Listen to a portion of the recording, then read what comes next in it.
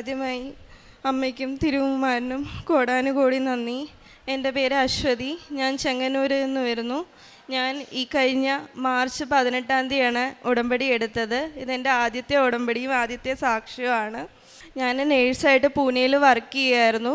Work ചെയ്യുന്ന സമയത്ത് എൻ്റെ റൂമിൽ ഇവിടെ ഉടമ്പടി എടുത്ത ഒരു കുട്ടി താമസിക്കാൻ വേണ്ടി വന്നു. അവൾ അപ്പം എന്നും ഉടമ്പടിയുടെ രാവിലെയും വൈകിട്ടും ഉള്ള പ്രാർത്ഥനയൊക്കെ ചൊല്ലാൻ നേരത്തെ എന്നെ അടുത്ത് വിളിച്ചിരുത്തും.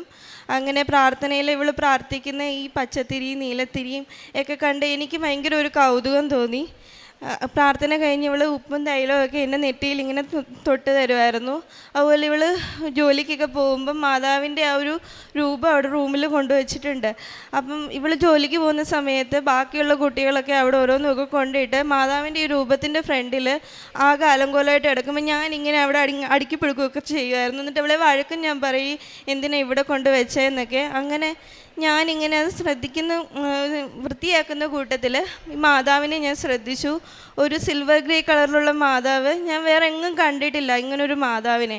അപ്പം എനിക്കൊരു ഭയങ്കര കൗതുകം തോന്നി ഈ മാതാവിനെക്കുറിച്ച് കൂടുതൽ അറിയാൻ വേണ്ടി. അപ്പോൾ ഇവളിങ്ങനെ കൃപാസനത്തിനെക്കുറിച്ചൊക്കെ പറയുകയും ഇവിടുത്തെ ഉടമ്പടിയുടെ കാര്യങ്ങളൊക്കെ പറഞ്ഞു.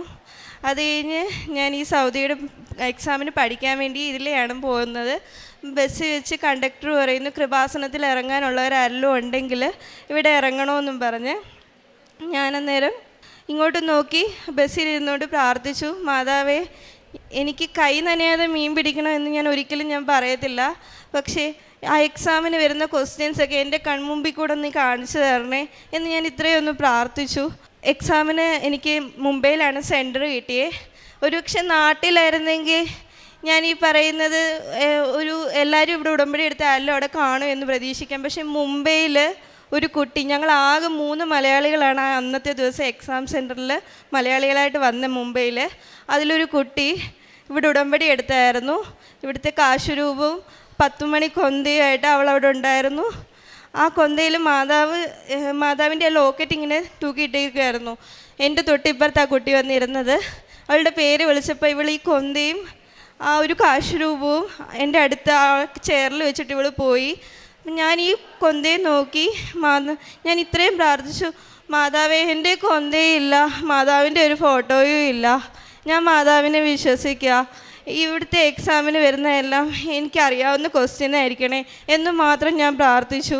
അങ്ങനെ ഞാൻ എക്സാം എഴുതി നല്ല മാർക്കോടുകൂടി ഞാൻ കോച്ചിങ് സെൻറ്ററിൽ പഠിച്ചതിൽ ഏറ്റവും നല്ല മാർക്കോടുകൂടി എനിക്ക് പാസ്സാവാൻ പറ്റി. അന്ന് എനിക്കറിയത്തില്ലായിരുന്നു മാതാവ് എൻ്റെ അടുത്ത് വന്നതെന്ന്. ഉടമ്പടി എടുത്തു കഴിഞ്ഞ ശേഷമാണ് ഇവിടുത്തെ കാശുരൂപത്തെക്കുറിച്ചൊക്കെ ഞാൻ അറിയുന്നത്. അന്നങ്ങനെ മാതാവ് എനിക്ക് മാതാവിൻ്റെ പ്രസൻസ് കാണിച്ചു തന്നു. അത് കഴിഞ്ഞ് ഞാൻ അവിടുത്തെ ജോലി റിസൈൻ ചെയ്ത് പോരാൻ നേരത്തെ ആ റൂംമേറ്റിനോട് പറഞ്ഞിട്ടുണ്ടായിരുന്നു ഇവിടെ വന്ന് ഉടമ്പടി എടുക്കുമെന്ന്. പക്ഷേ നാട്ടിൽ വന്നു കഴിഞ്ഞാൽ എനിക്ക് ഉടമ്പടി എടുക്കാൻ ഞാൻ മറന്നുപോയി. ഉടമ്പടി എടുക്കാൻ ഇവിടെ വരുന്ന കാര്യത്തെക്കുറിച്ച് ഞാൻ മറന്നുപോയി. അത് കഴിഞ്ഞ് ഇങ്ങനെ ഇരിക്കുമ്പോൾ ഭയങ്കര വിഷമിച്ചിരിക്കുന്ന സമയത്താണ് അത് കഴിഞ്ഞ് എൻ്റെ വിസയ്ക്ക് ഞാൻ അപ്ലൈ ചെയ്തിട്ടുണ്ടായിരുന്നു. മെഡിക്കലൊക്കെ കഴിഞ്ഞ് നിൽക്കുന്ന സമയമായിരുന്നു. പക്ഷേ എൻ്റെ വിസ അടിച്ചില്ല. ആ 2 മാസം കൊണ്ട് അത് റിജക്ഷനായിപ്പോയി. അന്നേരം ഞാൻ ഒത്തിരി വിഷമിച്ചു. ആ സമയത്താണ് കൃപാസനത്തിലെ പത്രം അന്ന് എൻ്റെ കൈ കിട്ടിയത് ഞാൻ ഓർക്കുന്നത്. പിന്നെ ഞാൻ ഒരു ചൊവ്വാഴ്ച മാർച്ച് 18-ാം തീയതി ഇവിടെ വന്ന് ഉടമ്പടി എടുത്തു. ഇവിടെ ഇന്ന് പ്രാർത്ഥിക്കുന്നത് പോലെ ഞാൻ അവിടെ നിന്ന് പ്രാർത്ഥിച്ചപ്പം എനിക്ക് കൂടുതലൊന്നും മാതാവിനെക്കുറിച്ച് അറിയത്തില്ല. അപ്പം ഞാൻ മാതാവിനോട് പറഞ്ഞു, മാതാവേ ഞാൻ മാർച്ച് 18-ന് എടുക്കുന്നത്, അപ്പം ഏപ്രിൽ 20-ന് ഈസ്റ്ററാണ്. ഞാൻ ഇത്രയും മാതാവിൻ്റെ ആ മുഖത്തോട്ട് നോക്കി ഞാൻ പറഞ്ഞു, മാതാവേ ഈസ്റ്ററിന് എല്ലാവരും സന്തോഷിക്കുന്ന ദിവസമാണ്, എനിക്കും സന്തോഷിക്കണം, എന്നെ നിരാശയാക്കരുത്, എനിക്ക് അന്നത്തെ ദിവസം നല്ലപോലെ സന്തോഷിക്കണം, എനിക്ക് അന്നത്തെ ദിവസം കരഞ്ഞുകൊണ്ടിരിക്കാനുള്ള ഇടവരുത്തരുതേ എന്ന് ഞാൻ പ്രാർത്ഥിച്ചിട്ട് പോയി. അത് കഴിഞ്ഞ് ഇവിടുന്ന് പോയി 3-ാം പൊക്കം. അത്രയും നാളും എൻ്റെ അടുത്ത മെഡിക്കലിനുള്ള ഡേറ്റ് കിട്ടുന്നില്ലായിരുന്നു. ഏജൻസി ചോദിക്കുമ്പോൾ പാസ്പോർട്ട് എവിടെയാണെന്ന് പോലും അവർക്കറിയത്തില്ല, മുംബൈയിൽ അയച്ചു എന്ന് പറയുന്നു, ആർക്കും ഒരു പിടിയില്ല. അങ്ങനെ ഇരിക്കുന്ന സമയത്താണ് ഞാനിവിടെ ഉടമ്പടി എടുക്കുന്നത്. അത് കഴിഞ്ഞ് ഇവിടുന്ന് പോയി 3-ാമത്തെ ദിവസം എനിക്ക് ഏജൻസിയിൽ നിന്ന് കോള് വന്നു, നെക്സ്റ്റ് മെഡിക്കൽ എടുക്കാൻ വേണ്ടി ഡേറ്റ് വന്നിട്ടുണ്ടെന്ന്. അത് മാർച്ച് 25 ആയിരുന്നു.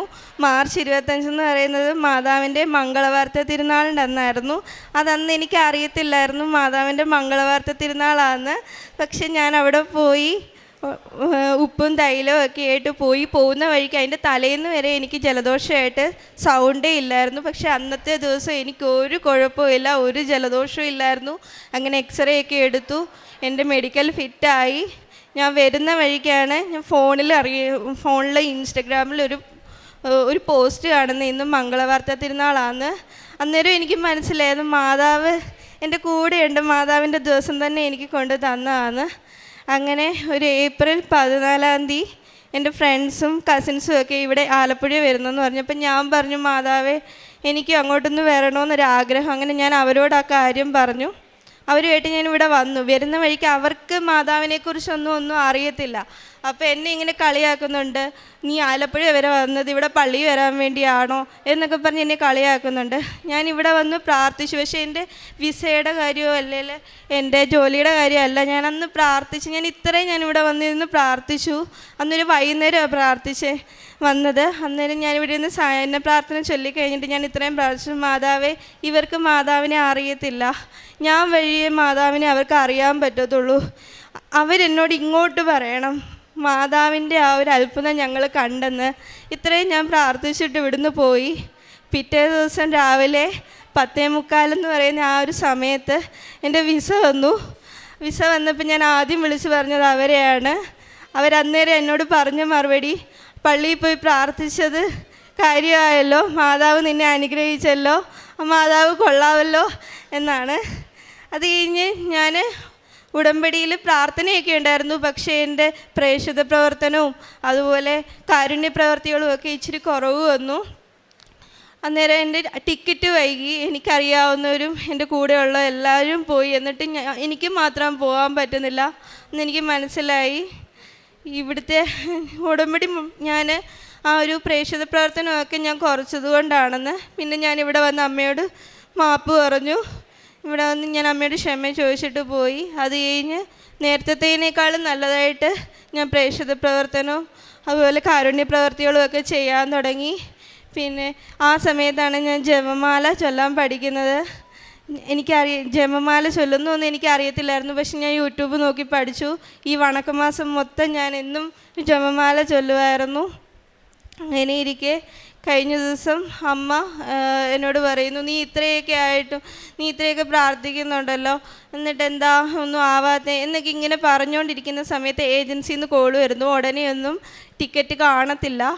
അപ്പം ഞാൻ ഓർത്തു, ദൈവമേ ഉടമ്പടിയുടെ കാലാവധി തീരാൻ പോവുക, ഈ മാസം ആവുമ്പോൾ 18 ആവുമ്പം ഉടമ്പടിയുടെ കാലാവധി തീരാൻ പോവുക. അപ്പം ഞാനിങ്ങനെ മാതാവിനോട് ചോദിച്ചു, ഞാൻ ഉടമ്പടി പുതുക്കാൻ നേരത്തും അന്ന് പ്രാർത്ഥിച്ച അതേ കാര്യം തന്നെ, സൗദിക്ക് പോകുന്ന കാര്യം തന്നെ ഞാൻ മാതാവിൻ്റെ അടുത്ത് പിന്നെയും പറയേണ്ടി വരുമല്ലോ, മാതാവേ അങ്ങനെ ആക്കാൻ ഇടവരുത്തരുതേ എന്ന് ഞാനിങ്ങനെ പ്രാർത്ഥിച്ചു. പക്ഷേ ഇന്നലെ ധ്യാനം കൂടിക്കൊണ്ടിരിക്കുന്ന സമയത്ത് ഞാൻ ഇങ്ങനെ മാതാവിനോട് പറഞ്ഞു, മാതാവേ എൻ്റെ ടിക്കറ്റ് വരുവാണെങ്കിൽ ഞാൻ മാതാവിൻ്റെ അടുത്ത് വന്നിട്ട് അത് ഞാൻ തുറന്നു നോക്കത്തുള്ളൂ, അത് കഴിഞ്ഞിട്ടേ ഞാൻ എല്ലാവരോടും പറയത്തുള്ളൂ എന്ന് പറഞ്ഞു.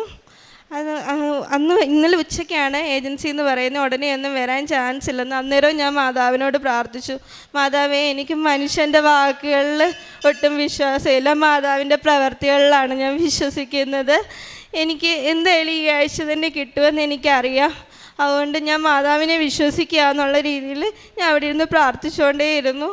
വൈകിട്ട് ഒരു 4 മണിയായപ്പോൾ ഏജൻസിയിൽ നിന്ന് എന്നെ കോൾ ചെയ്തു, ഹോസ്പിറ്റലിൽ നിന്ന് കോൾ വന്നിട്ടുണ്ട്, ഉടനെ ടിക്കറ്റ് ഇഷ്യൂ ആവുമെന്ന്. ഞാൻ അന്നേരം ജപമാല എടുത്ത് ചൊല്ലാൻ തുടങ്ങി. ജപമാലയുടെ 3ാമത്തെ രഹസ്യമായപ്പോഴത്തേനും എനിക്ക് ടിക്കറ്റിൻ്റെ ഫോണിൽ വന്നു. ഞാൻ തുറന്നു നോക്കിയില്ല. ഞാൻ ആ ജപമാല മൊത്തം ചൊല്ലി കഴിഞ്ഞിട്ട് ഞാനത് അതുപോലെ വെച്ചു. എന്നിട്ട് അമ്മയോട് വന്നു വീട്ടിൽ കാര്യം പറഞ്ഞു. എനിക്ക് അവിടെ ഉടമ്പടി എടുത്തപ്പോൾ എനിക്ക് കൃപാസനം പള്ളിയിൽ പോയി അമ്മയോട് പറയാതെ ഞാൻ ആരോടും വേറെ വെളിയിൽ പറയത്തില്ല എന്ന് പറഞ്ഞ് ഞാൻ ഇന്നിവിടെ വന്നു. ഇന്ന് രാവിലെ 10:45 എന്നുള്ള സമയത്താണ് ഞാനിവിടെ എത്തുന്നത്. ആ സമയത്ത് ഞാനിവിടെ വന്നാണ് ആ ഒരു ടിക്കറ്റ് തുറന്ന് നോക്കുന്നത്. അമ്മയ്ക്ക് 1000 നന്ദി. ഇത് അമ്മയുടെ ഒപ്പോടുകൂടി തന്നെയാണ് അമ്മയുടെ കയ്യൊപ്പോടുകൂടി തന്നെയാണ് എനിക്ക് ഈ ടിക്കറ്റും എനിക്ക് ഈ ജോലിയും കിട്ടുന്നത്. എനിക്കതിന് അമ്മയോടും തിരുകുമാരനോടും 1000 നന്ദി. രണ്ടാമതായിട്ട് ഞാൻ ഉടമ്പടി വെക്കാത്തൊരു കാര്യമായിരുന്നു എൻ്റെ മൈഗ്രെയിൻ്റെ. എനിക്ക് 5-6 വർഷമായിട്ട് മൈഗ്രെയിൻ ഉണ്ടായിരുന്നു. മൈഗ്രെയിൻ്റെ കാര്യം ഞാൻ കൂടുതലൊന്നും മാതാവിനോട് പറഞ്ഞിട്ടില്ല. പക്ഷേ ഞാൻ വീട്ടിൽ മാതാവിൻ്റെ ഫോട്ടോയും തിരിയൊക്കെ കത്തിക്കുന്നതിൻ്റെ അടുത്തായിരുന്നു എൻ്റെ മരുന്ന് വെച്ചിരിക്കുന്നത്. അപ്പം ഞാൻ ഒരു 2 മരുന്നിൻ്റെ സ്ട്രിപ്പ് തീരാറായി, 2 ടാബ്ലറ്റ് ഉള്ളപ്പോൾ അടുത്ത സ്ട്രിപ്പ് ഞാൻ വാങ്ങിച്ചു വെക്കും. അതുപോലെ എനിക്ക് സഹിക്കാൻ പറ്റത്തില്ല. ഈ വേദന വന്നാൽ ഗുളികയില്ലാതെ എനിക്ക് പറ്റത്തില്ല. ഏറ്റവും കൂടിയൊരു വേദന സംഹാരിയായിരുന്നു അത് കഴിക്കുന്നത് തന്നെ സത്യം പറഞ്ഞാൽ ആ ശരീരത്തിന് കേടാ. എനിക്ക് ആ ഗുളിക കഴിക്കണമെന്ന് തീരെ ഇഷ്ടമല്ലായിരുന്നു. അങ്ങനെ ഞാൻ ആ ഗുളിക ലാസ്റ്റ് അന്ന് തീരുന്നന്ന് ഞാൻ കഴിക്കാൻ നേരത്ത് മാതാവിനോട് പറഞ്ഞു, ഇതെൻ്റെ ലാസ്റ്റ് കഴിപ്പായിരിക്കണം ഈ ഗുളിക, എനിക്കിനി ഈ ഗുളിക കഴിക്കാൻ ഇടവരുത്തരുതേ മാതാവേ എന്ന് പറഞ്ഞ് ഞാൻ പ്രാർത്ഥിച്ചു. എന്നിട്ട് ഞാൻ ആ ഗുളിക കഴിച്ചു കഴിഞ്ഞ് പിന്നീട് ഒരാഴ്ച കഴിഞ്ഞപ്പോൾ എനിക്ക് രാത്രിയിൽ ഇതുപോലെ വേദന തുടങ്ങി. ഗുളികയില്ല. വേദനയെന്ന് വെച്ചാൽ ഭയങ്കര വേദന. പപ്പ അന്നേരം രാത്രി തന്നെ ഗുളിക വാങ്ങിക്കാൻ വേണ്ടി പോയി. അന്നേരം ഞാൻ പപ്പ പോയി എന്നറിഞ്ഞപ്പോൾ ഞാൻ ഓടി ചെന്ന് ഈ പച്ചത്തിരി നീലത്തിരി ഒരുപോലെ കത്തിച്ച് വെച്ചാണ് ഞാൻ അവിടെ നിന്ന് പ്രാർത്ഥിച്ചത്. മാതാവേ, ഞാൻ മാതാവിനോട് പറഞ്ഞ കാര്യം എനിക്കിനി ആ ഗുളിക കഴിക്കല്ലെന്നുള്ളത്. എൻ്റെ വേദന കാരണം ചിലപ്പോൾ അവരെന്നെ കഴിപ്പിക്കുകയും ചെയ്യും, എനിക്കത് കഴിക്കാനുള്ള ഇടവരുത്തരുത്, ഞാൻ മാതാവിനോട് പറഞ്ഞതാ എന്ന് ഞാനിങ്ങനെ പ്രാർത്ഥിച്ചു. എന്നിട്ട് ഞാൻ ആ തിരിയിൽ നോക്കി കുറേ നേരം പ്രാർത്ഥിച്ചുകൊണ്ടിരിക്കുന്ന കൂട്ടത്തിൽ ഈ തിരി ഭയങ്കരമായിട്ട് ആളാൻ തുടങ്ങി. ആളിയിട്ട് ഇതിൻ്റെ ആ ഒരു ചൂട് എൻ്റെ മുഖത്തോട്ടും എൻ്റെ തലയ്ക്കോട്ടും ആയി അടിക്കുന്നത് മൊത്തം. അങ്ങനെ എനിക്ക് ഭയങ്കരമായിട്ട് പൊള്ളൽ പോലെ തോന്നി. ഈ സ്വിച്ച് ഇട്ട പോലെ വേദന മാറുക എന്നൊക്കെ ഞാൻ കേട്ടിട്ടേ ഉള്ളായിരുന്നു. സാക്ഷ്യങ്ങളിലൊക്കെ ഞാൻ ഒത്തിരിയും കേട്ടിട്ടുണ്ട്. പക്ഷേ അന്ന് എനിക്ക് മനസ്സിലായി ആ ഒരു തീ ഇങ്ങോട്ട് വന്ന് എനിക്ക് ആ ഒരു പൊള്ളലേറ്റപ്പം തൊട്ട് പിന്നെ ആ വേദന എനിക്ക് അറിയുന്നില്ല. ഞാൻ അന്നേ നിമിഷം തൊട്ട് ഇന്നേ വരെ എനിക്ക് ആ വേദന വന്നിട്ടില്ല. ആഴ്ചയിൽ ഒരു തവണയിലും എനിക്ക് ആ വേദന വരാതിരുന്നിട്ടില്ല, ഗുളിക കഴിക്കാതിരുന്നിട്ടില്ല.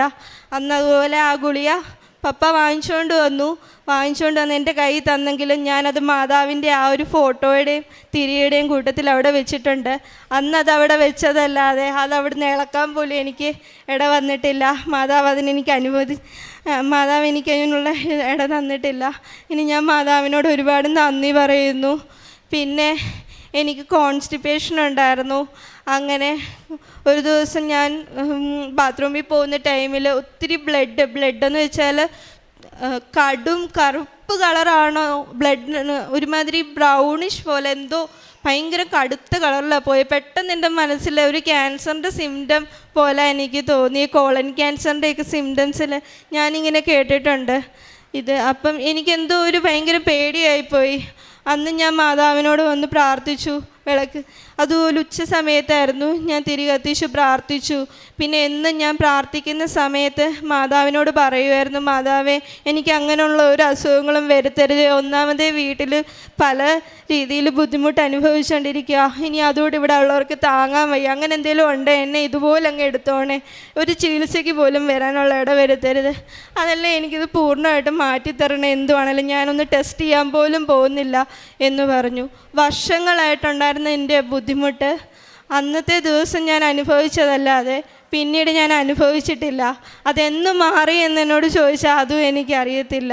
അങ്ങനെ ഈ ആദ്യത്തെ ഉടമ്പടിയിൽ തന്നെ ഒത്തിരി കാര്യങ്ങൾ. എൻ്റെ പപ്പായ്ക്കാണേലും നടുവിന് വേദന പണ്ട് തൊട്ടേ ഉണ്ടായിരുന്നു. ഇരുന്നിട്ട് എഴുന്നേൽക്കുമ്പോഴൊക്കെ അലറിയാണ് എഴുന്നേൽക്കുന്നത്. ആ സമയത്ത് ഞാൻ ഈ ഉടമ്പടി തൈലം പൂശി പ്രാർത്ഥിക്കുമായിരുന്നു. അതും മാറിക്കിട്ടി. അങ്ങനെ ഒത്തിരി പറയാനാണെങ്കിൽ ഈ 3 മാസം കൊണ്ട് ഞാൻ 6 നിയോഗം വെച്ചെങ്കിലും എനിക്ക് 30 കൂടുതൽ അനുഭവങ്ങളാണ് മാതാവ് തന്നത്. അതുപോലെ എൻ്റെ ഈ ജോലി കിട്ടുന്ന സമയത്ത് ഞാൻ മാതാവിനോട് പ്രാർത്ഥിച്ചായിരുന്നു. എൻ്റെ കൂട്ടത്തിലുള്ള കുട്ടികൾക്കൊക്കെ, എൻ്റെ കൂടെ ജോലി ചെയ്യുന്നവർ ഇതുപോലെ ബുദ്ധിമുട്ട് അനുഭവിക്കുന്നവരുണ്ട്. അവരോട് ഞാൻ എൻ്റെ സന്തോഷ വാർത്ത പറയുമ്പോൾ അവർക്കൊരിക്കലും ഒരു സങ്കടം തോന്നരുത്, അവരുടെ ഒന്നും ആയില്ലല്ലോ എന്നുള്ള രീതിയിൽ. എന്തായാലും അവർക്കും മാതാവ് അനുഗ്രഹിച്ച് അവർ ഓരോരോ പ്രോസസ്സിങ് തുടങ്ങിയിട്ടുണ്ട്. അതിൽ ഞാൻ മാതാവിനോട് നന്ദി പറയുന്നു. പിന്നെ പ്രേക്ഷിത പ്രവർത്തനമായിട്ട് ഞാൻ ചെയ്തത് അച്ഛൻ്റെ ഡെയിലി ബ്രെഡ് എന്നും കൂടിയിട്ട് അത് സ്റ്റാറ്റസ് ഇടുമായിരുന്നു. ഉടമ്പടി ധ്യാനം ഞാൻ എല്ലാവർക്കും അയച്ചു കൊടുക്കും. ഇവിടുത്തെ സാക്ഷ്യങ്ങൾ ഞാൻ ഇപ്പോഴും എനിക്ക് സമയം കിട്ടുമ്പോഴൊക്കെ ഞാൻ കൂടുതലും സാക്ഷ്യങ്ങളാണ് കേട്ടോണ്ടിരുന്നത്. അപ്പോൾ അതുമായിട്ട് റിലേറ്റഡ് ആയിട്ട് എന്തെങ്കിലും ആൾക്കാർ എനിക്കറിയാവുന്ന ആരെങ്കിലും എന്തെങ്കിലും ബുദ്ധിമുട്ട് അനുഭവിക്കുന്നുണ്ടെങ്കിൽ ഞാൻ അവർക്ക് അയച്ചു കൊടുക്കുമായിരുന്നു. പിന്നെ പത്രം എനിക്കറിയാവുന്നവർക്കാണ് കൂടുതലും ഞാൻ കൊടുത്തിരുന്നത്. കാരണം എനിക്കറിയാം ഞങ്ങളുടെ നാട്ടിലോ അല്ലെ എൻ്റെ പരിചയത്തിലോ എൻ്റെ ബന്ധക്കാരിലോ ആരും ഇവിടെ വന്നിട്ടില്ല, മാതാവിനെക്കുറിച്ച് അറിഞ്ഞിട്ടില്ല. അപ്പോൾ ഞാൻ വഴി അവരറിയണമെന്ന് എനിക്ക് വലിയ ആഗ്രഹം ഉണ്ടായിരുന്നു. ഞാനൊരു ബന്ധുവീട്ടിൽ പോയാൽ പോലും ഇവിടുത്തെ ഒരു പത്രവും കൊണ്ടായിരുന്നു പോയിരുന്നത്. അങ്ങനെ എനിക്ക് മാതാവിനെ അവർക്കെല്ലാവർക്കും പരിചയപ്പെടുത്തി കൊടുക്കാൻ പറ്റി. പിന്നെ കാരുണ്യ പ്രവർത്തികളായിട്ട് ഞാൻ ചെയ്തുകൊണ്ടിരുന്നത് അനാഥാലയത്തിൽ ഡ്രസ്സൊക്കെ കൊടുത്തു. പിന്നെ അടുത്തുള്ള രോഗികളെയൊക്കെ എനിക്ക് പറ്റുന്ന രീതിയിൽ ഞാൻ ജോലി ഇപ്പോൾ റിസൈൻ ചെയ്തിട്ട് കുറേ നാളായിട്ട് വീട്ടിൽ ഇരിക്കുമായിരുന്നു. ആ സമയത്ത് ഞാൻ എൻ്റെ ഒരു പേഷ്യൻറ്റിനെ നോക്കുന്ന പോലെ അവിടെ പോയി അവരെ നോക്കുമായിരുന്നു. പിന്നെ ഈ സമയത്താണ് എനിക്ക് വലിയൊരു ആഗ്രഹമായിരുന്നു എൻ്റെ അവയവദാനം ചെയ്യണമെന്നുള്ളത്. അതും ഈ ഉടമ്പടിയുടെ സമയത്താണ് എനിക്ക് അതും ചെയ്യാൻ ഞാൻ അതിന് രജിസ്റ്റർ ചെയ്തേക്കുന്നതും എല്ലാം. അങ്ങനെ മാതാവുമായിട്ട് എനിക്ക് ഒത്തിരി അടുക്കാൻ പറ്റിയതും ഈ ഒരു സമയത്താണ്. ഈ ഒരു 3 മാസ കാലയളവിൽ ഞാൻ എവിടെ പോയിട്ടുണ്ടോ എനിക്ക് ഇറങ്ങാൻ പറ്റുന്ന തരത്തിലാണ് ഒരു പള്ളിയെങ്കിൽ ഞാൻ അവിടെ കയറി പ്രാർത്ഥിക്കും. അതും പ്രത്യേകിച്ച് മാതാവിൻ്റെ പള്ളിയാണെങ്കിൽ എനിക്ക് അവിടെ കയറാതെ പോയാൽ എനിക്കെന്തോ ഒരു വിഷമമാണ്.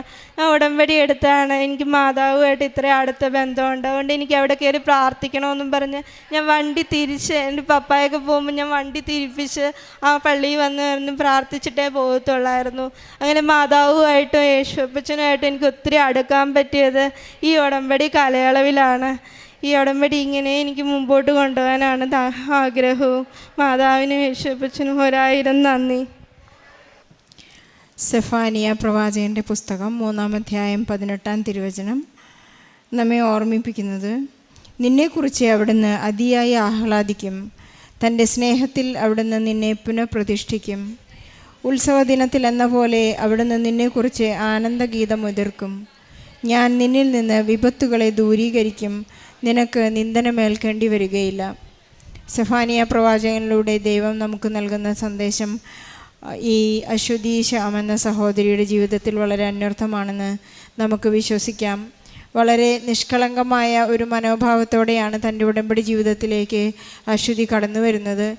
അശ്വതി മുംബൈയിൽ പരീക്ഷ എഴുതാൻ പോയപ്പോഴാണ് വളരെ സന്തോഷത്തോടെ എന്നാൽ വളരെ ദുഃഖത്തോടു കൂടി തൻ്റെ അടുത്ത പരീക്ഷ എഴുതാനിരുന്ന ആ സഹോദരിയുടെ കാശുരൂപത്തിലേക്കും ജപമാലയിലേക്കും ഒന്ന് നോക്കി പ്രാർത്ഥിക്കുകയായിരുന്നു. മാതാവേ, എൻ്റെ അടുത്ത് വരണമേ, എൻ്റെ പരീക്ഷയിൽ നീ സഹായിക്കണമേ എന്ന് തൻ്റെ കയ്യിലൊരു ഉടമ്പടി ഉപ്പോ കാശുരൂപമോ കൊന്തയോ ഒന്നുമില്ലാത്തൊരു അവസ്ഥയിൽ മറ്റുള്ള ഒരു വ്യക്തിയുടെ കാശുരൂപത്തിലേക്ക് നോക്കിയാണ് ഈ സഹോദരി ആദ്യമായിട്ട് മാതാവിനോട് പ്രാർത്ഥിക്കുന്നത്. ഈ വിശ്വാസത്തിന് നമ്മൾ തിരുസഭ നമ്മെ പഠിപ്പിക്കുന്ന പോലെ ഒരു എക്സ്റ്റസി എന്നൊക്കെ എനിക്ക് ഇതിനെ പറയാൻ തോന്നും. എലീശാമ്മയുടെ അടുത്ത് പരിശുദ്ധ അമ്മ ചെന്ന് കഴിഞ്ഞപ്പോൾ യോഹന്നാൻ കുതിച്ചു ചാടിയതാണ് എലീശാമ്മയുടെ എക്സ്റ്റസി എന്ന അത്യുന്നതമായ വളരെ ഏറ്റവും അധികം സ്പിരിച്വൽ ലൈഫിൽ ആനന്ദിക്കുന്ന ആ സമയത്തിനാണ്, മറ്റെല്ലാം മറന്ന് സന്തോഷിക്കുന്ന ഒരു അനുഭവത്തിന് പറയുന്നതാണ് എക്സ്റ്റസി എന്ന് പറയുന്നത്. ഈ കൊച്ചിന് ഉണ്ടാകുന്ന ഓരോ അനുഭവങ്ങളും മാതാവിനെ കാണുമ്പോഴെല്ലാം അതേക്കുറിച്ച് ചിന്തിക്കുമ്പോഴെല്ലാം ഈശോയിലേക്ക് കടന്നു വരുവാൻ തന്നെ മാതാവ് അനുവദിക്കുന്നു എന്ന വലിയ ആനന്ദം തനിക്ക് ചില പുസ്തകങ്ങൾ വായിക്കുമ്പോൾ നാം കേട്ടിട്ടുണ്ട്, ചിലർക്ക് സ്വർഗസ്ഥനായ പിതാവേ എന്ന് പൂർത്തിയാക്കാൻ, ആ പ്രാർത്ഥന പൂർത്തിയാക്കാൻ സാധിക്കാതെ വരുന്നു. അതൊരു തരം ദൈവാനുഭവമാണ്. കാരണം മറ്റുള്ളവരോട് ഞങ്ങൾ ക്ഷമിക്കുന്നത് പോലെ എന്ന് പറഞ്ഞു കഴിഞ്ഞാൽ ചിലരവിടെ സ്റ്റക്കായി നിൽക്കുന്ന വലിയ ജീവിതാനുഭവം പോലെ ഈ മകൾക്ക് പരിശുദ്ധ അമ്മയിലേക്ക് കടക്കുമ്പോഴേക്കും തൻ്റെ അയോഗ്യതകളെക്കുറിച്ചും തനിക്കുള്ള താൻ മറ്റുള്ളവരുമായി എന്തുമാത്രം കടപ്പെട്ടിരിക്കുന്നു എന്ന വലിയൊരു ജീവിതാനുഭവത്തിലേക്കും അവസ്ഥകളിലേക്കും ചെന്നെത്തുകയാണ്. തന്നെക്കുറിച്ച് തന്നെ മറന്നുപോകുന്ന ഒരു വലിയ ജീവിത സാക്ഷ്യമാണ് നാം കേട്ടത്. സമയച്ചുരുക്കത്തിൻ്റെ അമ്മ ഈ സഹോദരിയുടെ അടുത്ത് എത്ര പെട്ടെന്നാണ് ചെന്നതെന്ന് നാം ഈ സാക്ഷ്യത്തിലൂടെ കേൾക്കുകയായിരുന്നു. നിഷ്കളങ്കമായ ഈ സ്നേഹത്തിൻ്റെ പ്രതീകമായി ഈ സഹോദരി പറയായിരുന്നു, ഈസ്റ്റർ ദിവസം എല്ലാവരും സന്തോഷിക്കുകയാണല്ലോ, എനിക്ക് ഈ ദിവസം കരഞ്ഞിരിക്കണ്ട, ഈശോയെ, എനിക്ക് ഈശോയെ വേണം, പരിശുദ്ധ അമ്മയെ എനിക്ക് ഈശോയെ തരണമേ എന്ന നിഷ്കളങ്കമായ പ്രാർത്ഥന. ഒരു കുഞ്ഞിനെ പോലെയാണ് ഈ മകൾ പ്രാർത്ഥിക്കുന്നത്. വീട്ടുകാർക്ക് എൻ്റെ മാതാവിൻ്റെ ഒരു അനുഭവം കൊടുക്കാനുള്ള ഒരു അവസരം എനിക്ക് തരണമേ.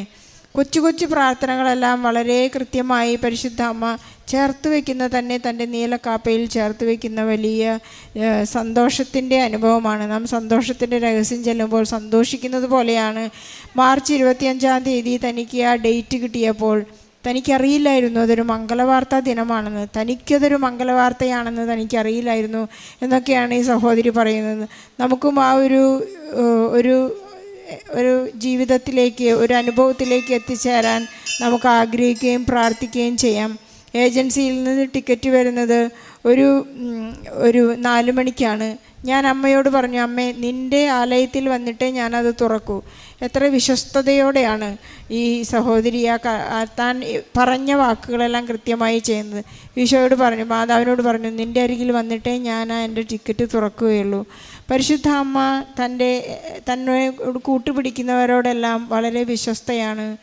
ഈ അശ്വതിയും വളരെ വിശ്വസ്തതയാണ് ഈശോയുമായി ചെയ്യുന്ന ഉടമ്പടിയിലെ ഏറ്റവും വലിയ മർമ്മപ്രധാനമായ കാര്യം. വിശ്വസിക്കുന്നവരോടുകൂടെ, വിശ്വസ്തരായിരിക്കുന്നവരോടുകൂടെ വിസ്മയനീയമായ അത്ഭുതങ്ങൾ സംഭവിക്കുന്നു എന്നുള്ളതാണ് ഉടമ്പടി ജീവിതത്തിൻ്റെ പ്രത്യേകത. തൻ്റെ ചെറിയ അസ്വാസ്ഥ്യങ്ങളിൽ, ശാരീരിക അസ്വാസ്ഥ്യങ്ങളിൽ പോലും എനിക്ക് കോൺസ്റ്റിപ്പേഷനുണ്ട്, എനിക്ക് തലവേദനയുണ്ട്, എല്ലാം ഏറ്റുപറയാൻ ഈ സഹോദരിക്ക് സാധിക്കുന്നത് ആ ഒരു ഇൻറ്റിമസിയാണ്. എനിക്ക് പരിശുദ്ധ അമ്മയില്ലാതെ ഇനി യാതൊരു തീരുമാനങ്ങളില്ല. ഞാൻ കൊണ്ടുപോകുന്നത് എൻ്റെ അമ്മയാണ്. ഞാൻ പോകുന്നിടത്തെല്ലാം എനിക്ക് അമ്മ കൂടെയുണ്ട്. എനിക്കൊരു നല്ല ധൈര്യമാണ്. എനിക്കൊന്നും ചെയ്യാൻ ഇനി ഭയമില്ല എന്നൊക്കെ ഏറ്റുപറയുന്നത് ഉടമ്പടി ജീവിതത്തിൻ്റെ ആ ജീവിത രീതിയിലേക്ക് നാം മെല്ലെ കടന്നു ചെല്ലുമ്പോഴാണ്. പലരും ഉടമ്പടി എടുത്ത് ഇന്ന് രാവിലെ ഉണ്ടായ സാക്ഷ്യങ്ങളിൽ ഒരു സഹോദരൻ പറയുകയായിരുന്നു, 2 ആഴ്ചക്കാലം 3 ആഴ്ചക്കാലം ഞാൻ ഉഴപ്പി നടന്നു. ഉടമ്പടി എടുത്ത് വീട്ടിൽ ജോസഫ് അച്ഛൻ നമ്മോട് ചിലപ്പോൾ എല്ലാം പിണങ്ങി പറയാറുണ്ട്, ഉടമ്പടി എടുത്ത് ചിലരെല്ലാം ഉഴപ്പി നടക്കുന്നെങ്കിൽ നിങ്ങൾ ഉടമ്പടി എടുക്കരുത് എന്ന്. പക്ഷേ പലരുടെയും അനുഭവം ഇതാണ്, 2-3 ആഴ്ചക്കാലം ഇതേക്കുറിച്ച് മനസ്സിലാക്കാതെ ഒരല്പം പെട്ടെന്നൊരു അവസ്ഥയിലാണ്, പെട്ടെന്നൊരു ദിവസത്തിലാണ് നമുക്ക് ചിലപ്പോൾ ഉടമ്പടി നമ്മുടെ ജീവിതത്തിൽ കത്തിപ്പിടിക്കുന്നത്. ഈ സഹോദരി പറഞ്ഞ പോലെ ആ ദീപനാളം കത്തി ആ ചൂട് എന്നിലേക്ക് ഏറ്റപ്പോഴാണ് എൻ്റെ തലവേദന മാറിയതെന്ന്. ഏത് സമയത്താണ് ഈശോ നമ്മെ സ്പർശിക്കുന്നതെന്ന് നമുക്ക് ചിലപ്പോൾ അറിയാൻ സാധിക്കില്ല. നമുക്ക് കാത്തിരിക്കാം. ഈ സഹോദരിയെ പോലെ നിഷ്കളങ്കമായി നമുക്ക് പ്രാർത്ഥിക്കാം, എനിക്ക് ഈശോയെ നൽകണമേ. പരിശുദ്ധ അമ്മേ, അങ്ങ് ഈശോ നഷ്ടപ്പെട്ടപ്പോൾ ഉണ്ടായ വലിയ സങ്കടം എനിക്കും എൻ്റെ ഈശോ എനിക്ക് ജീവിതത്തിൽ നഷ്ടപ്പെടുമ്പോൾ ആ ഒരു അസ്വസ്ഥത എനിക്കുണ്ടാകണമേ എന്ന് നമുക്ക് ആത്മാർത്ഥമായി പ്രാർത്ഥിക്കാം. അശ്വതയുടെ മനോഹരമായ സാക്ഷ്യത്തിന് ഈശോയ്ക്കും പരിശുദ്ധ അമ്മയ്ക്കും നന്ദി പറഞ്ഞുകൊണ്ട് നമുക്ക് വലിയൊരു കൈയടി നൽകി ഈ സാക്ഷ്യം സമർപ്പിക്കാം. അത്യപൂർവ ദൈവാനുഭവങ്ങൾ ഇനി നിങ്ങൾക്കും സ്വന്തം. ഈ യൂട്യൂബ് ചാനൽ ഇതുവരെ സബ്സ്ക്രൈബ് ചെയ്തിട്ടില്ലെങ്കിൽ ഇപ്പോൾ തന്നെ സബ്സ്ക്രൈബ് ചെയ്യുക. ഈ വീഡിയോ ഇപ്പോൾ തന്നെ നിങ്ങളുടെ സുഹൃത്തുക്കൾക്ക് ഷെയർ ചെയ്തുകൊണ്ട് കർത്താവിൻ്റെ പ്രേക്ഷിതരാകുക.